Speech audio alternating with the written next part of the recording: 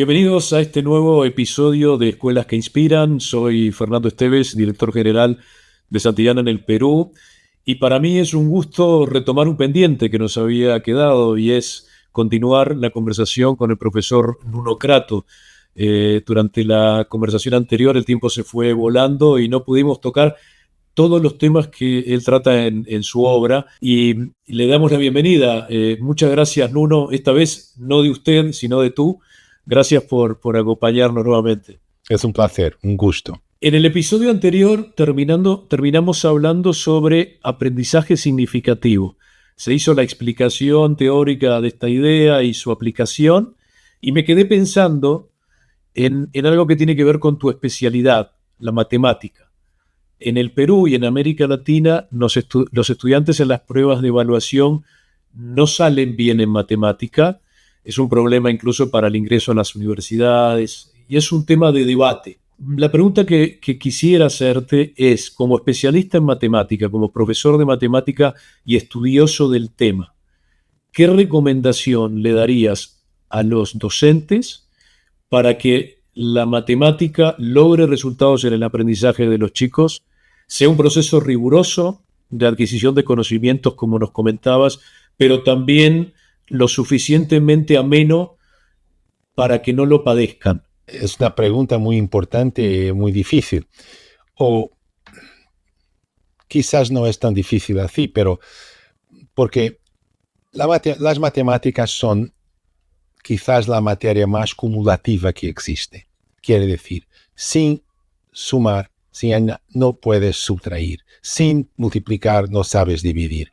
Y las cosas son construidas unas sobre las otras. En ese sentido, no hay, creo yo, materia más significativa en el sentido de Ausubel que las matemáticas, porque las matemáticas todo deriva de algo detrás, o casi de algo detrás, porque se empieza con los números, los niños no entienden los números, si no entienden el sistema decimal, no pueden entender la aritmética, y después sin entender la aritmética no puede entender la álgebra, no puede entender lo que son funciones, no puede entender derivadas, integrales, todo así, unas cosas sobre las otras, o en otra área de las matemáticas, la geometría, lo mismo, lo que es una recta, lo que es un segmento de recta, lo que es un polígono, todos son conceptos que se construyen unos sobre los otros. Eso es la belleza de la matemática, pero al mismo tiempo es la dificultad de la matemática, porque si un niño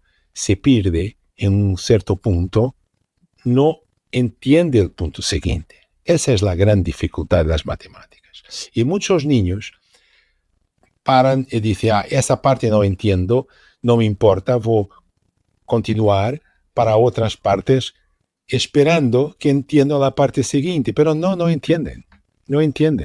Y por eso es importante que los maestros, los profesores tengan mucha atención a construir los conocimientos y a verificar si los niños dominaran los conocimientos antes de pasar a otros. Ese proceso es un proceso difícil. A veces se piensa, vamos a hacerlo muy divertido, vamos a hacerlo con aplicaciones.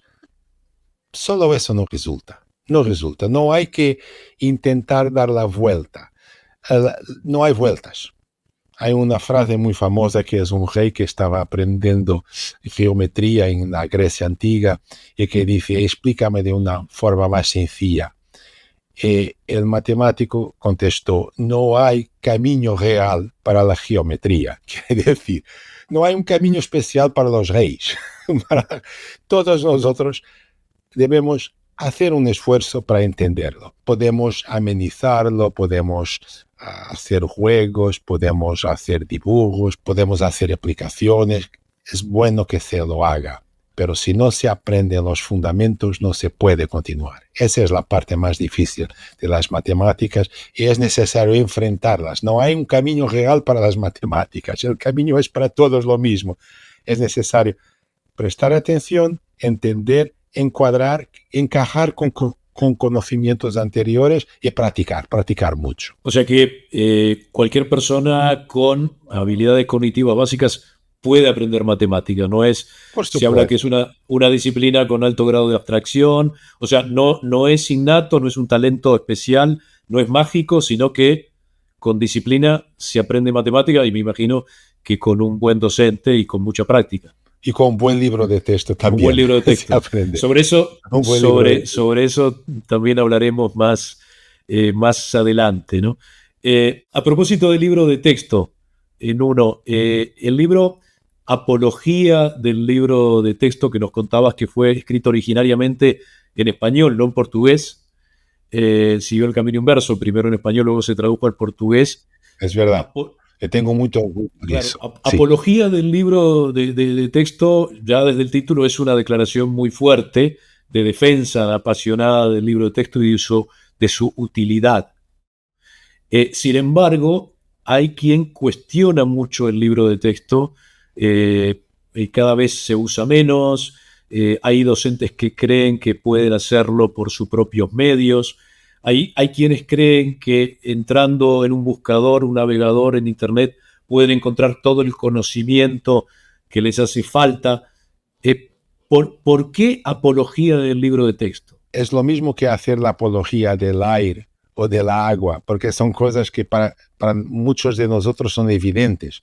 Pero en la realidad hoy día es necesario hacer una apología del libro de texto, porque hay mucha gente que piensa que puede escribir su propio libro de texto, unos materiales, así, aquí, otro allá, que se puede ir a la internet, que eso sustituye los libros de texto, no sustituye. Porque el libro de texto, cuando es un buen libro de texto, es un argumento explicado de todo, construido unas cosas sobre otras, con una lógica. Y si está bien construido, la lógica es muy importante. No es solamente que los hechos están allá, porque los hechos también están en la internet. Cómo se construyen, cómo se estudian, uno se relaciona con los otros. Esa es la parte importante de los libros de texto. Después los libros de texto también son no solamente un camino, pero también son un camino que está explicado, que está argumentado y que está apoyado en muchas cosas. Está apoyado en ejercicios, está apoyado en citaciones, está apoyado ahora en materiales complementares. Muchos libros de texto ahora tiene enlaces para cosas de la internet, para vídeos. Es importante porque se aprovechan otros recursos también. Pero la construcción del libro de texto es una cosa muy importante y es muy difícil de hacerla. Yo muchas veces me preguntaron si yo no quería escribir un libro de texto y siempre dice que no, porque es un trabajo muy grande. Es necesario estar años escribiendo el libro, utilizarlo, testarlo, probarlo con clases, discutirlo con otras personas. Es un trabajo muy, muy grande, un trabajo muy, muy costoso. Y yo siempre tuve otras prioridades más ligadas a la investigación. Pero por eso admiro mucho los buenos libros de texto, porque son un trabajo de equipos largos, no es una persona o dos personas muchas veces, es mucha gente, son probados, son testados, los ejercicios son bien pensados, y ya mucha gente los vio, la verificó si estaban bien, si no estaban bien, todo eso. Entonces es una ayuda para el profesor. Yo me recuerdo una conferencia que estuve, fue en Reykjavik, en Islandia, una conferencia porque hay un grupo de personas de Cambridge que organizan de una forma no regular, pero organizan una cosa que llaman Textbook Summit, que es expertos para discutir, para debatir los temas de los libros de texto. Estaba allá una señora de Singapur. Singapur se considera que es lo mejor, los resultados internacionales son siempre los mejores, hace muchos años, están siempre mejorando. Ella era la directora de los libros de texto allá en Singapur. Estábamos discutiendo ese tema y ella dijo el siguiente: nosotros queremos que los maestros, los profesores, se concentren en cómo comunicar a los alumnos los temas, en cómo enseñarles. No queremos que se concentren a escribir libros de texto. Eso lo hacemos nosotros. Y ellos que se concentren. Porque las dos cosas al mismo tiempo son muy difíciles. Preparar un buen plan de clase, un buen plan de clase, es una cosa difícil. Y si tú empiezas del principio, ¿qué voy a enseñar? ¿Cómo? ¿Cómo se define esto? ¿Cómo se define aquello? ¿Cómo voy a construir el concepto? ¿Qué ejercicios voy a darles? Si piensas todo eso, tienes menos tiempo para concentrarte en una cosa que es esencial, que cómo transmitirles, cómo explicarles, cómo voy a empezar con un ejercicio y después doy la definición o empiezo con la definición y después hago ejercicios, los divido en grupos, empiezo por una explicación teórica, empiezo con un ejemplo. Eso es difícil, ese es un trabajo del maestro que es difícil, es muy difícil ser un buen maestro. Tú vas a añadir una otra dificultad que escribir el manual, escribir los materiales no es justo, no es viable. Te iba a preguntar si un maestro es capaz de hacer un libro de texto, pero creo que la respuesta ya está. En el libro, para quienes nos escuchan, en uno comenta que un libro de texto, entre otras funciones, cumple una finalidad curricular, organiza el aprendizaje en secuencias didácticas, tiene el grupo de edad de los niños y sus conocimientos, sirve de apoyo a la práctica en el aula.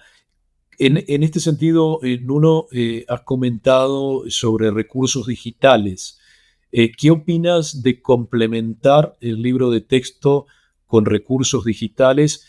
Y si conoces, tú que has viajado tanto, ahora comentabas el caso de Islandia, el caso de Singapur, si conoces algún caso exitoso de recursos didácticos bien articulados, como los de los buenos libros de texto, pero que estén en plataformas digitales. Yo creo que no es necesario ir muy lejos. En Portugal hay ejemplos exitosos, hay ejemplos que funcionan bien.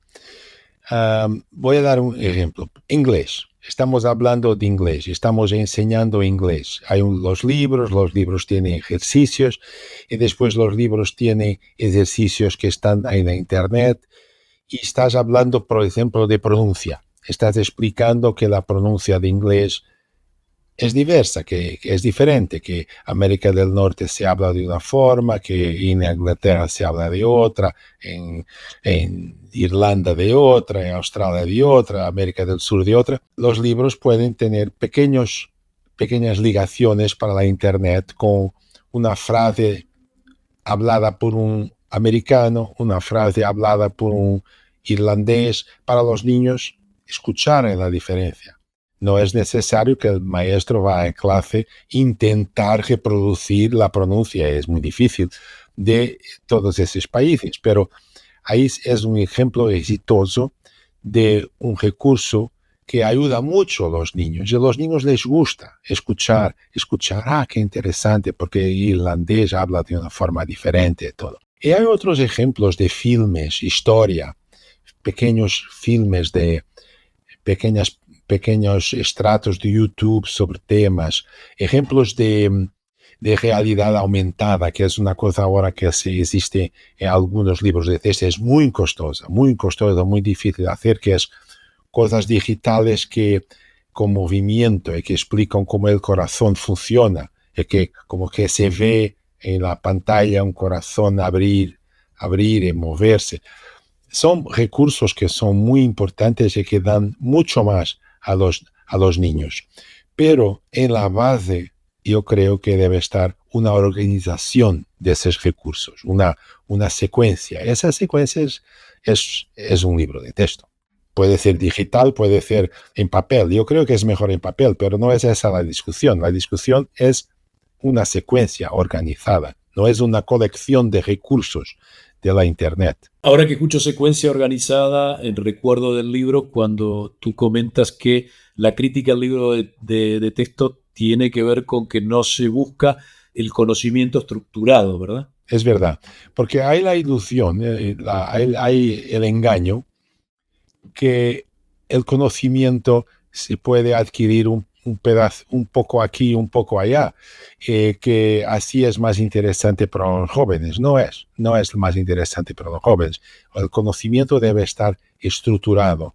Estructurado es la forma que tenga interés, que no sea un hecho sobre los romanos aquí, un hecho sobre la geografía griega allá, y que sea quién eran los romanos, qué organización. Yo estoy hablando de la antigüedad clásica como ejemplo, podría ser otro. Cómo se organizaban, porque eran tan poderosos, cómo organizaban las ciudades. Esas son cosas que tienen también una estructura y que es bueno conocer la estructura. No es solamente saber un hecho que Brutus mató a César y que César dijo, aunque tú Brutus, o una cosa parecida, no me recuerdo exactamente en latín, pero sí es una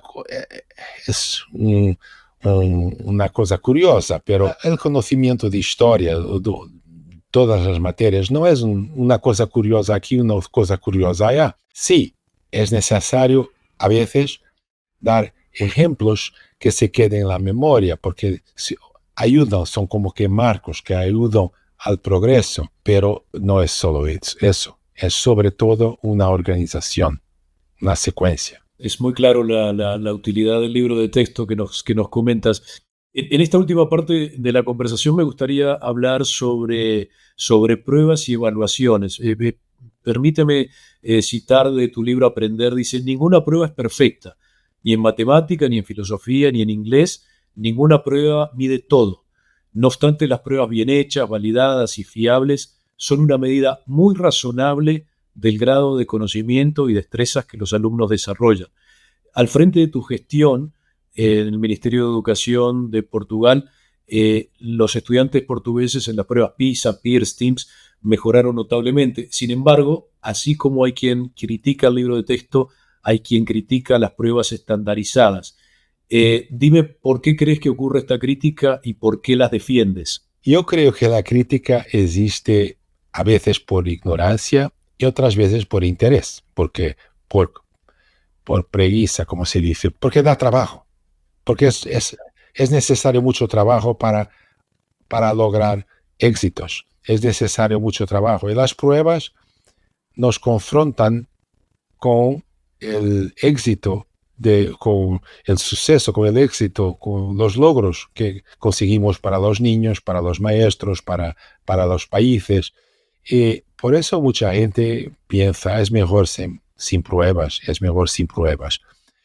Pero las pruebas son importantes por dos razones. Porque cuando se pregunta, el alumno reflexiona, el alumno piensa. Cuando está a pensar para contestar, cuando está también a aprender. Y por eso es lo que se llama a veces la evaluación formativa. Es como que se está evaluando para aprender mejor, para saber lo que se aprendió. Por eso las pruebas en general, en las clases, las preguntas de los maestros, todo ese sistema, que es un sistema complejo, que empieza con una pregunta en clase y va hasta un test el fin de año. Ese sistema hecho en clase es un sistema que ayuda a aprender. Por eso es importante que existan pruebas. Pero las pruebas estandarizadas nacionales tienen una otra razón, una otra razón una otra justificación. Es que las pruebas estandarizadas nacionales, cuando bien hechas, elevan el nivel de todos. Y son como que una referencia también para los maestros en las escuelas, para saber a qué nivel debe hacer sus testes ellos propios. Y se sabe, que son estudios estadísticos ya muy consolidados, que los países que progresan habitualmente hay una grande correlación con la existencia de pruebas estandarizadas. Los países que tienen pruebas estandarizadas mejoran. Los países que las retiran peoran. Luego, en Portugal pasó lo mismo. En muchos países pasa lo mismo. Los países empiezan con pruebas, mejoran. Retiran las pruebas, peoran. A propósito de evaluación, tú hablas de tres factores básicos para la mejora de la enseñanza. Hablas, si mal no recuerdo de tu libro, hablas de currículum, de evaluación y de apoyo. Exactamente. ¿Podrías contar cómo funciona esta tríada? Yo creo que es una tríada necesaria. Empecemos con el currículo porque es donde todo empieza. Es el currículo, porque es como que el currículo nos dice a dónde vamos, qué vamos a hacer. Que si tú no tienes un currículo y dices, ¿vamos a aprender o qué? ¿Qué vamos a aprender? Vamos a aprender la historia. ¿Qué vamos a aprender de historia? ¿Qué vamos a aprender de matemáticas? El currículo no es solamente una lista, no es solamente un listado, es una estructura que nos dice cuáles son las metas, cuáles son los objetivos de aprendizaje. Y sin haber objetivos claros, no, es muy difícil progredir. Eso es lo que pasa con todo, lo que pasa con empresas, lo que pasa con, con las personas en la vida. Si no saben dónde van, no alcanzan, no logran llegar allá. Después viene la evaluación. ¿Por qué primero el currículo y después la evaluación? Porque la evaluación debe estar íntimamente conectada con el currículo. No se puede decir en el currículo una cosa y evaluar una otra. Se evalúa lo que el currículo escribe, lo que el currículo recomienda. Por eso las dos cosas son muy necesarias. Creo que eso es muy claro en toda la experiencia internacional. La importancia del currículo es muy clara, la importancia de evaluar es muy clara. Pero yo creo que hay una tercera componente del progreso de una nación en educación, que es el apoyo a los que tienen más dificultades. Haciendo un poco de historia, el concepto parece normal, pero en la realidad es un poco nuevo, porque hace 15, 20 años, yo me recuerdo muy bien porque yo participé en muchas conferencias, muchas discusiones de ministros, muchas discusiones de responsables políticos sobre la educación, y había siempre como se dice, un dilema, una contradicción, un antagonismo, porque había los que decían, debemos ser más exigentes. Y había los que decían, no debemos ser tan exigentes porque si somos muy exigentes, perdemos los niños con más dificultades. Los estamos excluyendo de la escuela. Y había los que decían, no, porque si no tenemos objetivos exigentes, los alumnos que pueden lograr llegar más alto, no llegan más alto. Como que un dilema. Y después, hace unos 15 años, las naciones, los peritos, entendieron una cosa que ya se conocía, pero que hay una solución para este dilema. La solución es mantener objetivos exigentes, pero ayudar en especial los que no logran alcanzarlos. Entonces, los estados, en mi opinión, y las escuelas, en mi opinión, deben construir como que sistemas de apoyo especial a los niños que tienen más dificultades. Esa es la solución de ese dilema. Ayudarlos a llegar al nivel de los otros, no a olvidarlos. Por eso yo digo que son tres componentes esenciales de un buen sistema de educación. Cuando estés por Lima en 1 de septiembre, ya les invitaremos a los amigos a escuchar una conversación contigo y la presentación de tus libros. Te preguntaremos seguramente sobre el apoyo a otro agente importante, no solo a los estudiantes, sino a los maestros, cómo apoyarles, porque ese es otro, me imagino, es otro tema para toda una charla, ¿verdad? Es verdad, un tema muy interesante también. Un apoyo esencial para los maestros son los libros de texto. Bueno, con esa frase me quedo. Te agradezco muchísimo el espacio, ha sido interesantísima la charla, sumamente profunda, pero también muy clara. Creo que todas las amigas y amigos que nos han escuchado la van a valorar mucho. Les anunciaremos dónde estarás en Lima para seguir conversando y te puedan conocer más y el resto de de tu obra. No te pido una reflexión de cierre porque ya nos dijiste una que se nos quedó grabada y es hay que persistir, el maestro, no desistir. Así que ese cierre da para muchas conversaciones más. Así que muchas gracias, Nuno. Muchas gracias, Fernando. Por tu participación, ha sido un gusto.